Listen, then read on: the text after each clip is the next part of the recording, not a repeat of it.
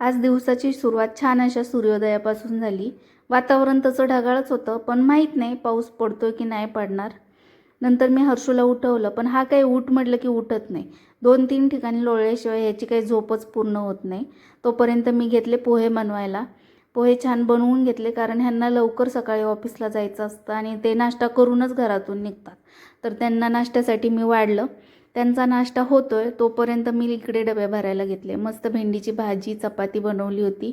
तोच डबा मी त्यांचा पॅक करून दिला, कारण आम्ही गावावरून आलो आहे त्यामुळं आमच्याकडे काही भाजीपाला एवढा नाही आहे. तर येता येता मी ही भेंडी आणली होती. नंतर हा हँडल सैल झालेला तो हर्षूने फिक्स केला आणि तो गेला स्विमिंगला. तो स्विमिंगवरून आला तर मग आम्ही लगेच गेलो भाजी मार्केटला, कारण घरात भाजी काही संपलेली होती, काहीच नव्हतं. तर मग मी भाजीपाला घेऊन आले. मस्त फ्रेश होता. नंतर तिथं मला एक ही मनी माऊ दिसली. तर ती खूप क्यूट होती, पण ती थोडीशी घाबरली. मला बघून ती घाबरली आणि तिला बघून मी घाबरले.